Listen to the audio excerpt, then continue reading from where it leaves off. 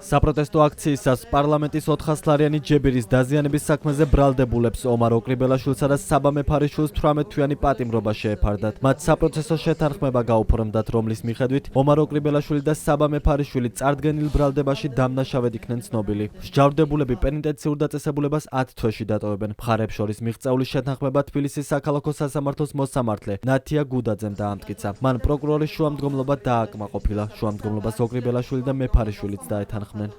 პროკურორ ნუგზარ ჭიტაძის შუამდგომლობა დაკმაყოფილდეს, დამტკიცდეს პროკურორ ნუგზარ ჭიტაძესა და ბრალდებულებს ომარ ოკრიბელაშვილსა და საბა მეფარიშვილს შორის დადებული საპროცესო შეთანხმება.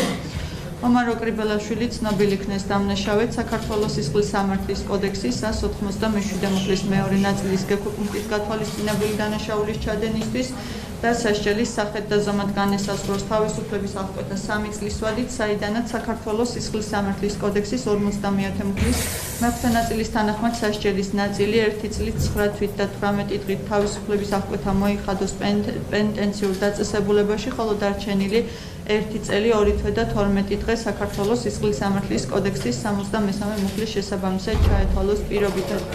2024 წლის 17 სექტემბრის ამნისტიის შესახებ საქართველოს კანონის მეოთხე მუხლის პირველი პუნქტის საფუძველზე ომარ ოკრიბელაშვილს 1/6-ით შეუმცირდეს ვადიანი თავისუფლების აღკვეთის სახით დანიშნული სასჯელი და მოსახდელად განესაზღვროს თავისუფლების აღკვეთა 2 წლის და 6 თვის ვადით, საიდანაც საქართველოს სისხლის სამართლის კოდექსის 50 მუხლის მეხუთე ნაწილის თანახმად სასჯელის ნაწილი 1 წლით და 6 თვით თავისუფლების აღკვეთა მოიხადოს პენიტენციურ დაწესებულებაში, ხოლო დარჩენილი 1 წელი საქართველოს სისხლის სამართლის კოდექსის 63-64 მუხლების შესაბამისად ჩაეთვალოს პირობითად და გამოსაცდელ ვადად დაუდგინდეს 1 წელი.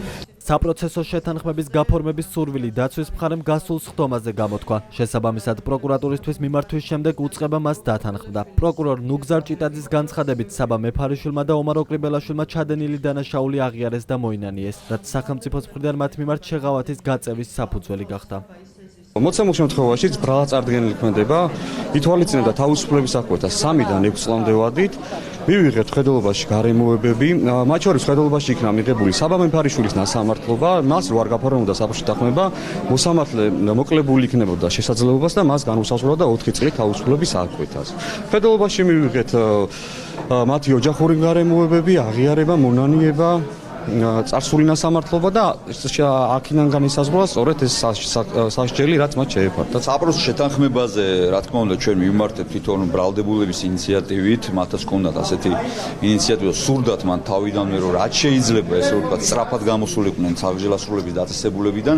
შესაბამისად, ადვოკატებმა, მე და დავით სანაძემ, მეორე ადვოკატმა მივმართეთ გენერალურ პროკურატურას, რომ გაფორმებულიყო ბრალდებულებსა და თავად ბრალდების მხარეს შორის საპროცესო შეთანხმება. საპროცესო შეთანხმების პირობები მოგეხსენებათ, ამაზე ვისაუბრე, განისაზღვრა 18 თვე, საიდანაც ფაქტიურად უკვე ცოტა გადარჩა და 9 თვე უკვე მოხდილი აქვს ორივე მჟავრდებულს, ახლა უკვე მჟავრდებულს და შესაბამისად 9 თვის ვადაში ისინი აღმოჩნდებიან და განთავისუფლებიან საპატიმრო თავისუფლებაზე.